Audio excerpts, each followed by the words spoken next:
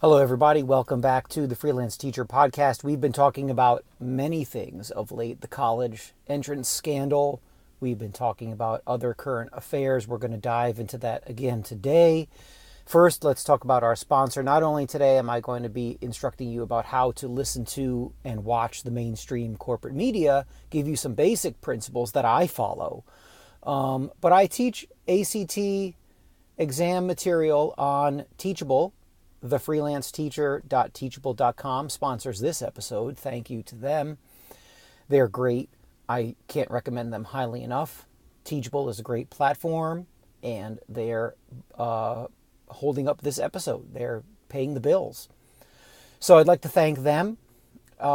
Before I go into teaching you about the media, think about teaching yourself a few things. And online tools are fantastic and useful. And you can go at your own pace, so you're not relegated to 40 minutes in a room with a teacher who is unskilled at their craft. This one is on basic principles and how to understand the mainstream media. It is not a coincidence that the Russia hoax has come out, that the Robert Mueller report is basically a nothing burger. And nothing burger isn't one of my words. It's one of the words that will come up. One of our mainstream media talking heads called the Russia conspiracy, I guess, a nothing burger on camera. And if you know how to read and understand and watch the mainstream media, you would have seen this and you would have not wasted any minutes. Literally, you would have wasted 0 minutes and 0 seconds following this Russia interfered in the election and Donald Trump is guilty. So here we go. Let's start at the beginning. We have Mitt Romney in 2012 talking about Russia as a threat to American security.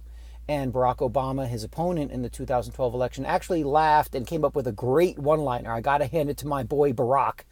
He just torched Romney in saying, Mitt, the 1980s called and they want their foreign policy back.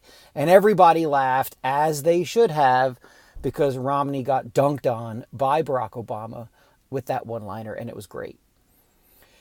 After that, fast forward the run-up to the 2016 election, you have Barack Obama again laughed at two things. He openly mocked and derided two suggestions. One is that Russia had an influence on the election at all, and the other one of the evidence of any kind of hacking on the election, right? You can probably find video of Barack Obama talking about there's basically zero chance of anyone hacking the election. Remember, that group of people, our elite, our overlords, they knew that Hillary Clinton was going to win the 2016 election.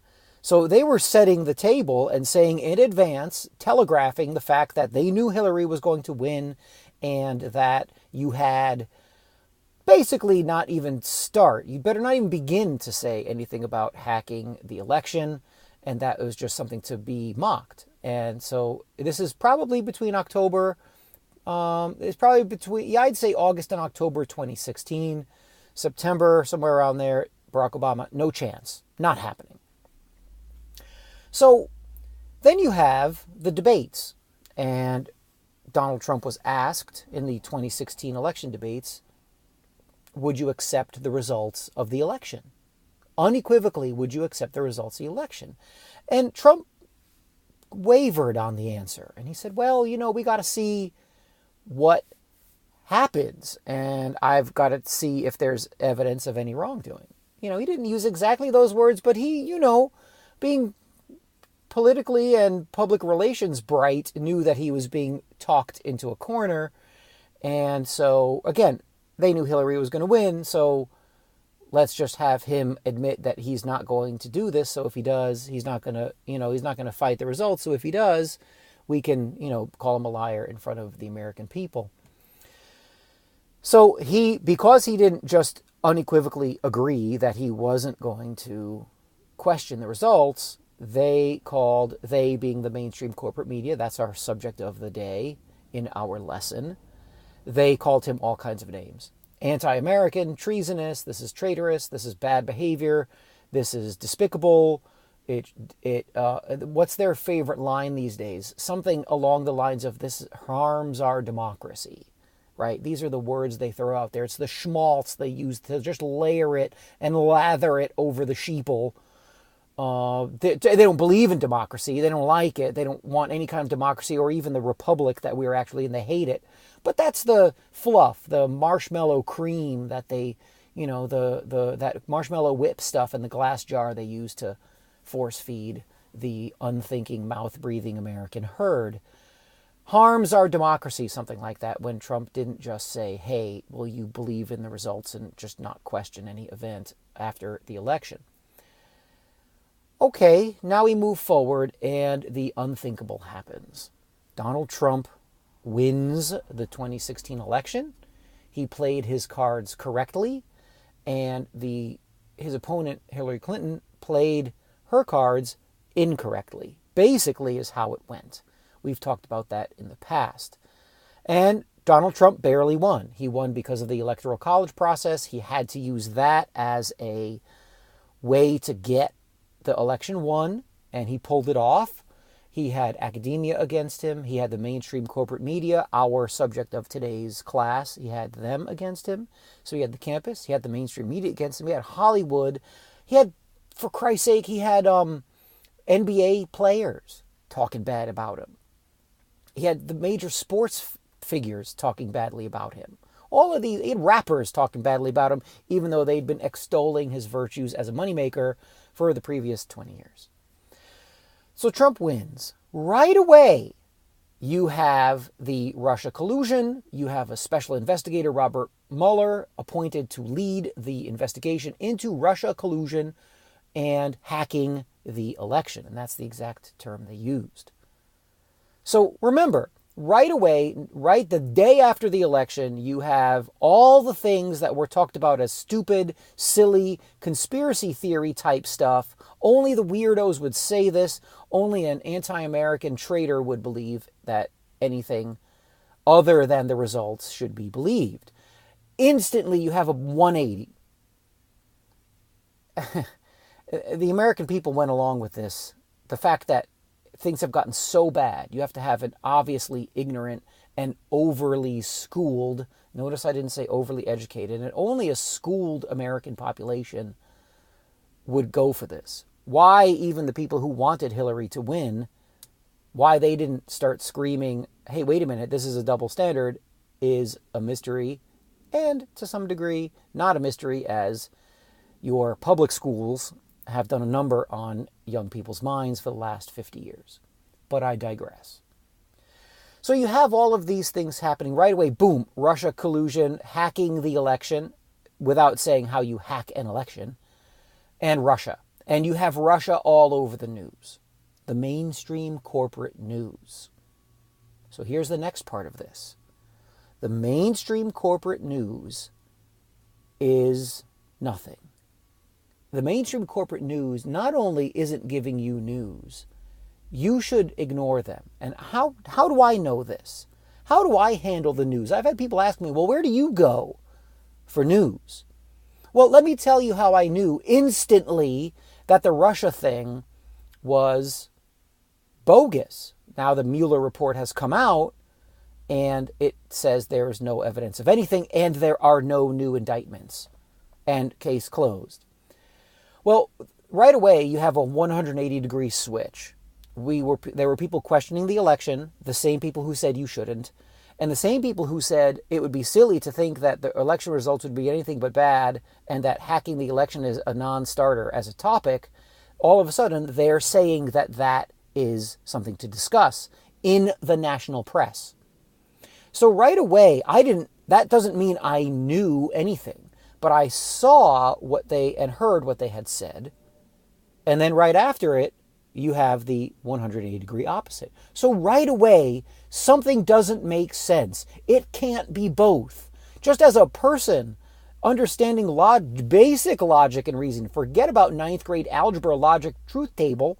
I'm talking about regular basic logic and reason. Then you go to places where you've got a better track record. And so I started to look at other sources for news. I've talked to you about Zero Hedge before. That's a good news aggregator to see what other sides might say, what other news outlets might say.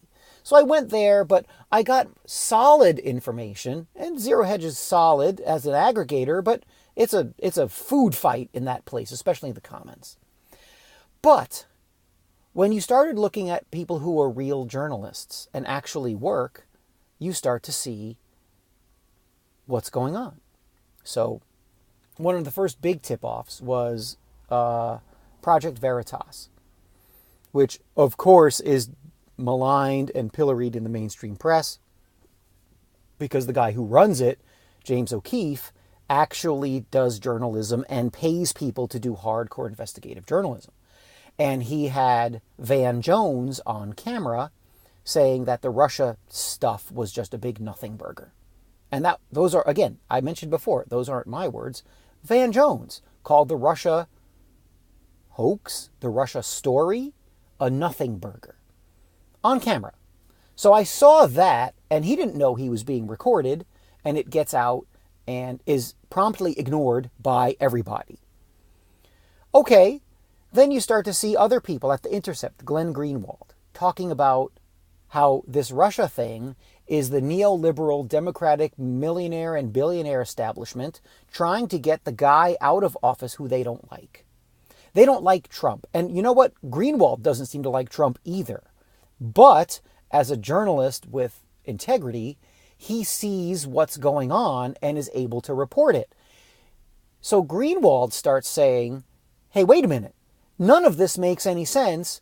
And because Greenwald is a quality journalist, he actually reads the stuff that people produce. And he says nowhere in any of this material, the article or their sources, nowhere is there any proof. Then Greenwald went a step further and said, take a look at who these sources are and their backgrounds. And not only is there no proof, they are carrying water for their overlords in the DNC neoliberal corporate establishment. So Greenwald was on this for years. The Federalist, the quote-unquote Republican conservative site, they too were talking about how this Russia stuff, right away they were talking about how this just is absurd and doesn't make any sense, and show us the proof. And if you don't like the Federalist, it's a bunch of Republican white dudes, right? There's some women involved too. I hate the Federalist, right? There's just Republican conservative doofs. Okay. Another place I go is the Black Agenda Report. Black Agenda Report, those good socialists over at BAR are fantastic. Glenn Ford's site is wonderful. And I knew that they were a credible site because A, I know how to read. The other thing is they're consistent. The other thing is that they were caught up in that prop or not farce that was propagated by the Washington Post, Jeff Bezos' personal journal. And the Black Agenda Report was delisted from certain things and algorithms set up so that their information wouldn't get out. So here you have a bunch of black socialists who are, economically, I think they're completely misguided. But they don't have an axe to grind. They don't have an agenda. They're not making money off of, let's throw red meat to our MSNBC and CNN people in the New York Times. Let's not do that. Let's see what we've got. And they saw the conspiracy, for lack of a better word, to continue the corporate neoliberal agenda. And that agenda was get this guy Trump, who is not under our thumb, who is not one of us. We got to get him out of there. And they called this Russia nonsense just that. As a matter of fact, they use the terms Russia nonsense or Russia drumbeat, one or both of those, repeatedly, and they have for over 2 years. So Black Agenda Report. If you want to go into just regular citizen journalism, Tim Poole, a Chicago dude, a little Chicago guy, skateboarder, who came to prominence during Occupy Wall Street, he's just a citizen journalist. And he does the same thing that anybody does who wants to be a real journalist. He actually goes places, reports, sends viable content out from his site and his YouTube channels, and sees and looks for inconsistencies. and sees if there's proof. Is there any evidence to this kind of stuff? So you've got a young guy from the Chicago world who had a very difficult upbringing, Tim Poole, out there saying, and he's kind of a left-leaning guy, and he's saying the unthinkable. He's saying that this Russia story is a joke, there's nothing to it, and it's a distraction from real problems. And Poole has his own, kind of left-leaning ways about him, but he's right. The widening income gap, the economic problems with the Rust Belt, the issues with people in the inner city and education, it's regular journalism stuff, right? Tim Poole wouldn't stand out in 1954 as a journalist, as a kind of a cub reporter who becomes a real reporter and starts digging. But now he's a shining beacon because mainstream media is so terrible and so useless and pointless to have any of it on during your day. You want to dig very deeply. There was a guy, and I don't know what happened to him. There was a guy called Frame Game, and he was on JF's show, JF Garapi, French guy up in Canada. And Frame Game had I don't know what you want to call it. He had the wherewithal to dig in the backgrounds in a lot of these things. And he showed us that the Media Matters guy, David Brock, came out with a memo. And you probably could look up David Brock memo. And it came out in January of 2017. And it's basically, I don't know how it got leaked, but Frame Game mentioned this off the cuff almost as, this memo came out. And Brock is one of these Soros Media Matters henchmen. And its purpose was to template and lay out the strategy against Donald Trump, who was not supposed to win. And like I've mentioned to you in previous lessons, your or my opinion of Donald Trump is somewhat irrelevant. He was not supposed to win the election. So when he did, the very powerful neoliberal establishment and to some degree neoconservatives with Max Boot and Bill Kristol leading the way, they went bananas. They lost their shit. And so what happened was they started a plan. And this side, the neoliberal side of things, in the fake neoliberal, neoconservative debate, because they're playing the same game, they were, at Media Matters, they came out with a memo, courtesy of Brock, on how to use Russia as a way to take down Trump. And it was to be a relentless, one-note song that was to never be stopped until it worked. And it just lays out what they were going to do, this Russia stuff. And that was Frame Game. And he seems to have vanished from the internet. I hope he's okay, but he's now gone. So the Brock memo and Frame Game, you want to dig into conspiracy world, you go there and track that stuff down. So notice, I've mentioned everything from mainstream folks, Greenwald and the Federalist, great Greenwald at The Intercept, and the people at the Federalist, and then deep down conspiracy types and oddball sites like Zero Hedge, conspiracy types with Frame Game Radio and these other things.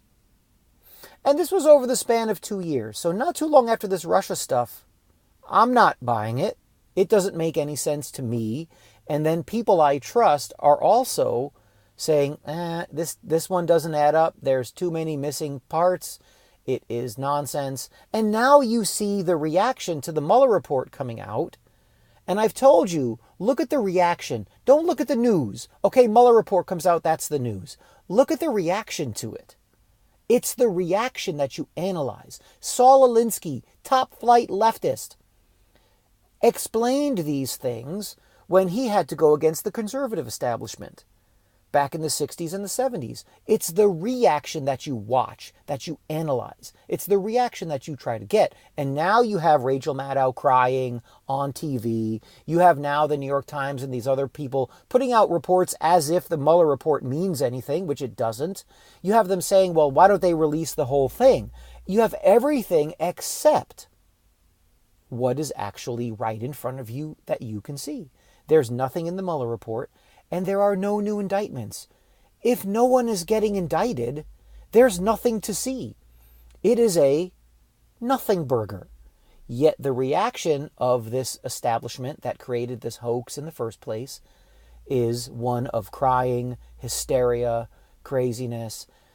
The nonsense on Twitter I won't even go to. You can go to Tim Poole's channel to see that. He's better at it. So is Paul Joseph Watson.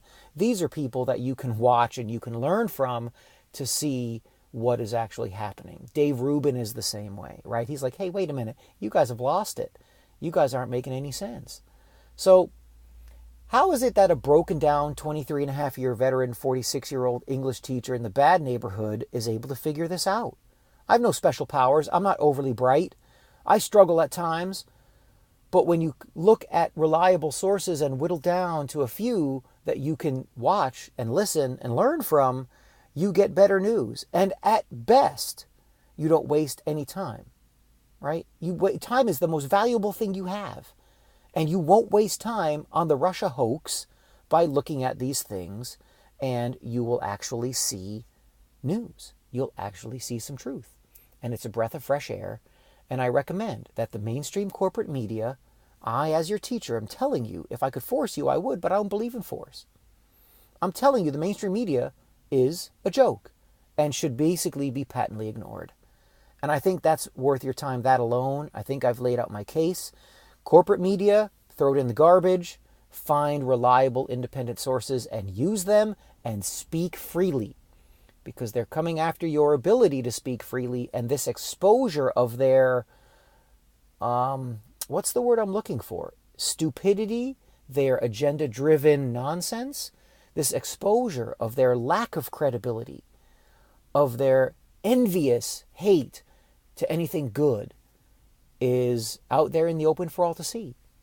And the Mueller report shows it. And I recommend you take my advice, and we'll talk next time. Take care. I'll see you on the next GED report. Thank you. Take care.